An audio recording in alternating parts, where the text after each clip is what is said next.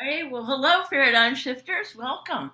Good morning, good evening, whatever it is, wherever you are. We're so grateful for you and for your dedication to shift and uplift the planet. Let's take a breath into those two words. With that shift and uplift the entire planet. Why not? Yeah, why not you? Why not now?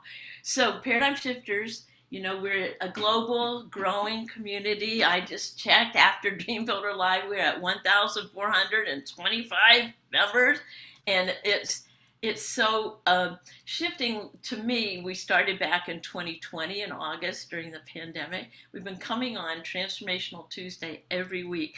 This week I'll be the presenter. Next week, well, just be surprised. There's some awesome people coming in. So without further ado, let's get started. And we're having a topic today with some, we're having a topic today of being uncomfortable in the interest of growth. Anybody here willing to get uncomfortable today? Oh, yeah, there you go, Carol, you got it. We're getting uncomfortable in the interest of growth. And what does that mean? Because in that uncomfortableness is where we grow. Yeah.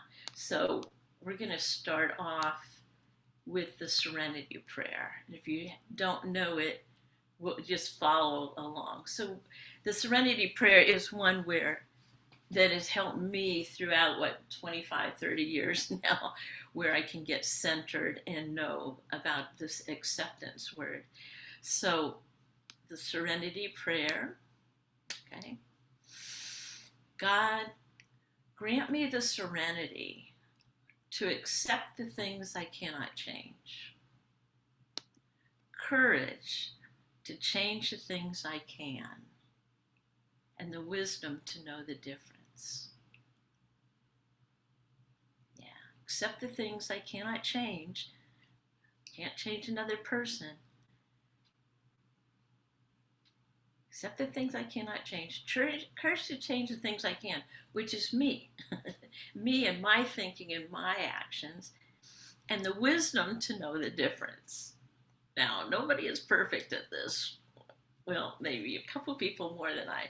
So I want to read to you today from this book. This is one of my, The Language of Letting Go. It's a codependent book, which by Melody is very old. And what I want to read today, and I'm going to ask you some questions as we go along. And the title of this is Honesty in Relationships. Yeah. Perhaps no area of our lives reflects our uniqueness and individuality more than our relationships. Some of us are in committed relationships. Some of us are dating. Some of us are not dating. Some of us are living with someone. Some of us wish we were dating. Some of us wish we were in a committed relationships. Some of us get into new relationships after all this recovery stuff. And some of us get into new relationships. Some of us stay in them. And, we have these relationships too. We have friendships, relationships with children, grandchildren, relationships with parents, extended family. And then there's professional relationships, relationships with people on the job. So we really wish to, or I really wish to be able to be honest and direct in our relationships. So one of the areas we can be honest and direct is about the parameters of our relationships. In other words, the boundaries. We can define our relationships to people, and we ask them to be honest and direct about defining their vision of their relationship with us, which that could be uncomfortable, So it's confusing to be in a relationship and not know where we stand. Do I hear an amen? Whether this is on the job, in a friendship, with family members, or in real relationships. We have a right to be direct about how we define our relationships and what we want it to be. But relationships equal two people who have equal rights. The other person needs to be able to define the relationship too. We have a right to know and ask, and so do they. Okay, you sweating yet? I don't want to do it like this. No, just think about that. If we're into equality and the other person also has a right. So we can even define relationships with children.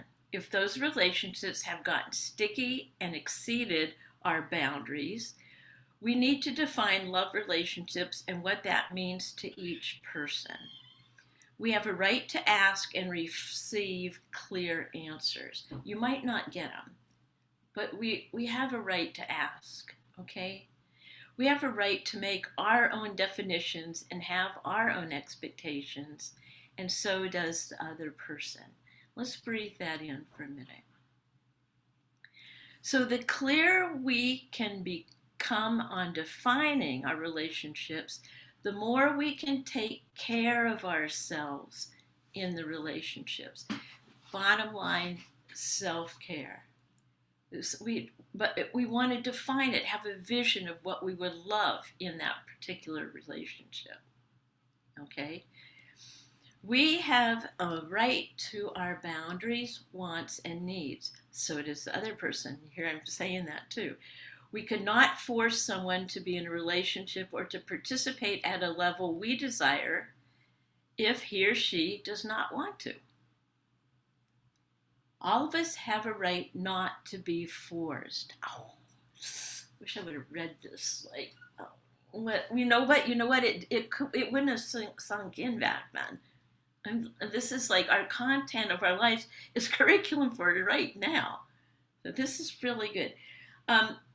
Information is a power tool, and having the information about what a particular relationship is, the boundaries and definition of it, will empower us to take care of ourselves in it. So I want to tell you a little bit of story about my good buddy and friend, Marianne Menemeyer. Now, many of you might have heard about her, she was 75 and had a vision of a love of her life. She had been a nun all of her life. I just love that. And she had a strong relationship with God. And then she was asked, at the end of your life, looking back, what would you have regret?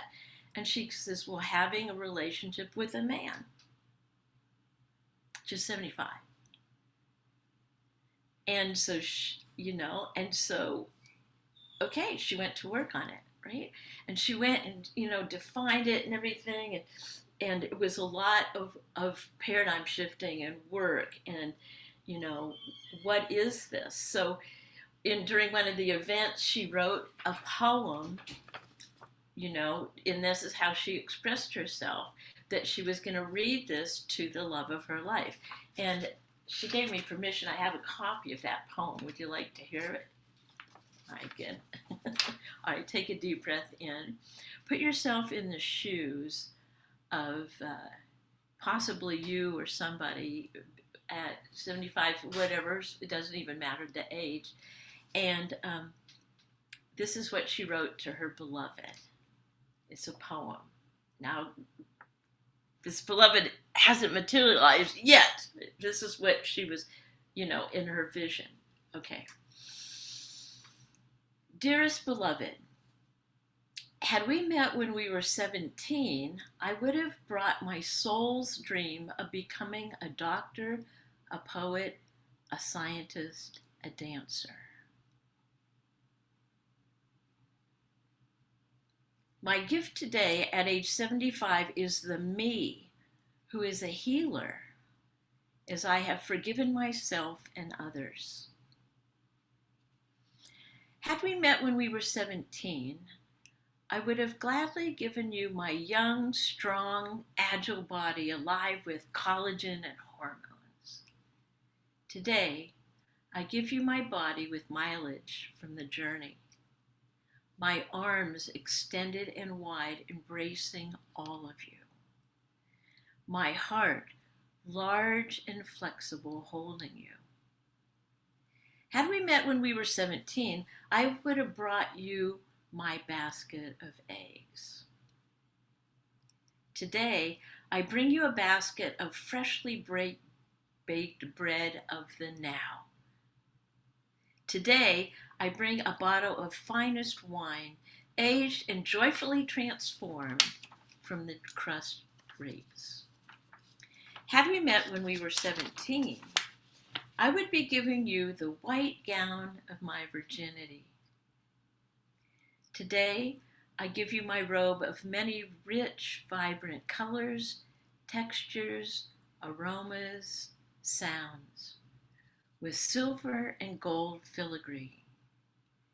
In my hair is a garland of rubies, pearls, and diamonds, mined from the earth of the past, brought forth today by the light of your love. Dearest beloved, my gift to you on this wedding day. Marianne Mennemeyer, and she wrote that November 2nd, 2014.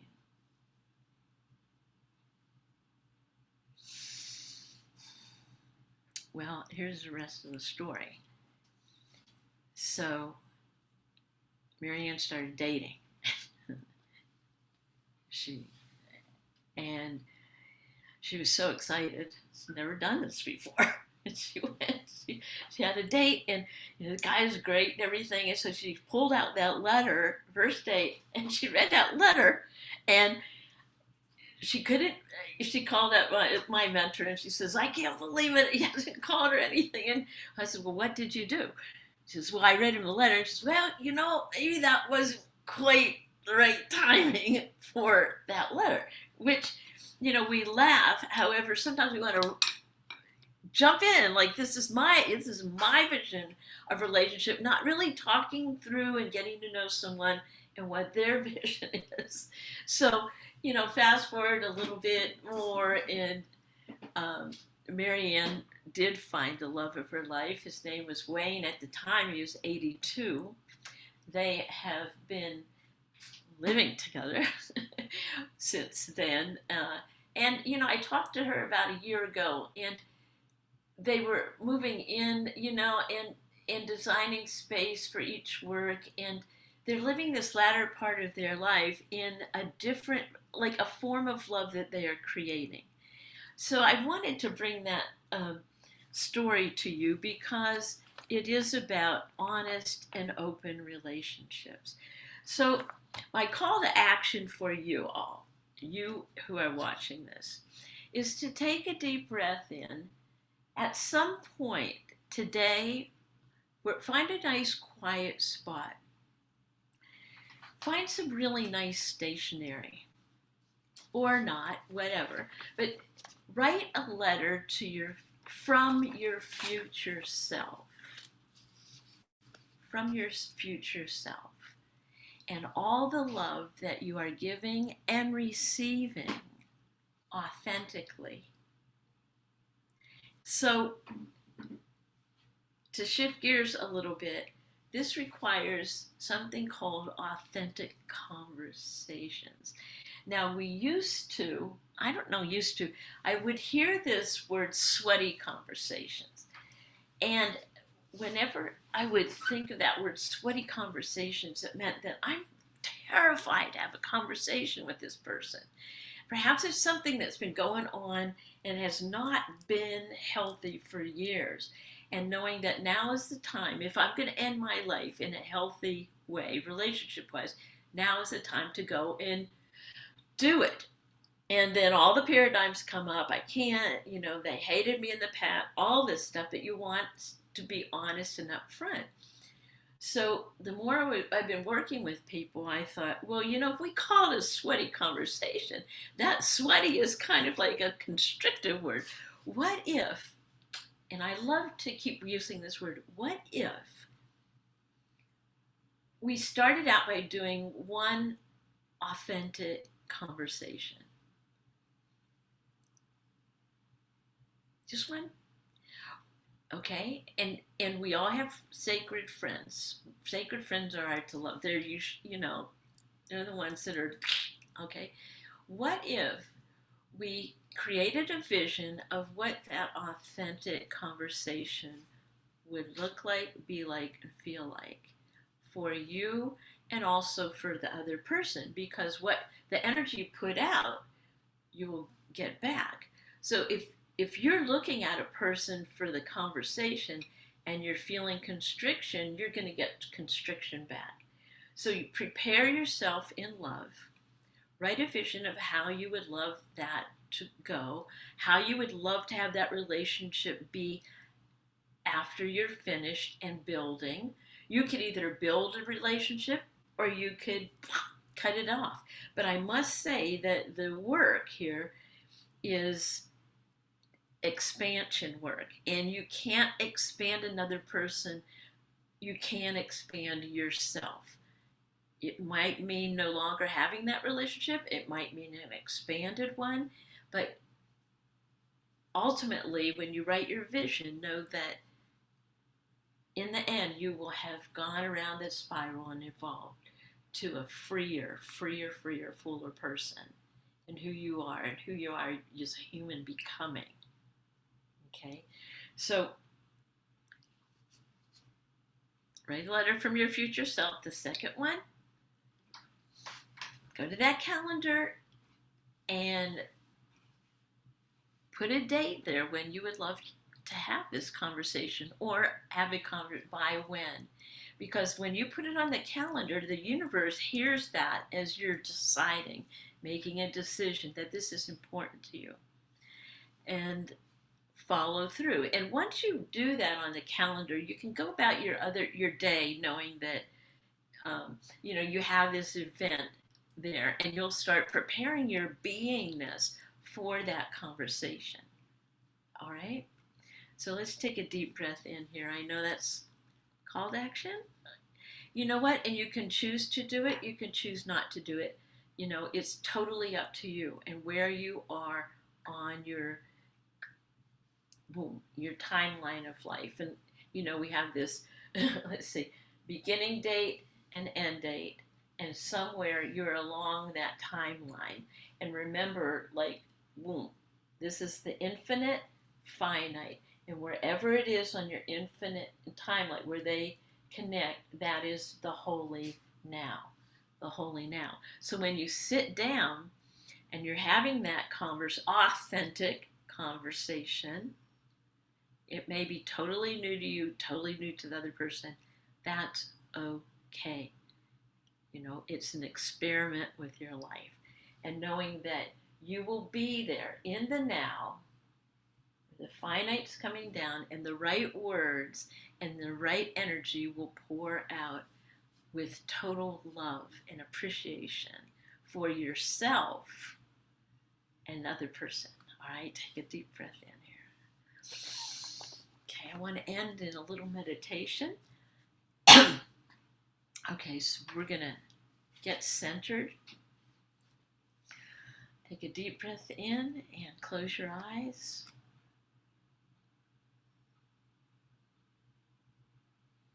God, help me let go of my fears about defining and understanding the nature of my present relationships. Guide me into clarity, clear, healthy thinking. Help me know that what I want is okay. Help me know that if I can't get that from the other person, what I want is still okay, but not possible at the present time. Help me learn to not forego what I want and need, but empower me to make appropriate, healthy choices about where to get that. And so it is, and so we let it be. Thank you so much for tuning in and turning on and turning up the volume on love. This is Judy Matejczyk, Paradigm Shifters, third week in love, the power of love. Yes, more to come, 2 more weeks in this beautiful month of love. Dream big, dream bold, accomplish brilliantly, and remember, always remember, you matter.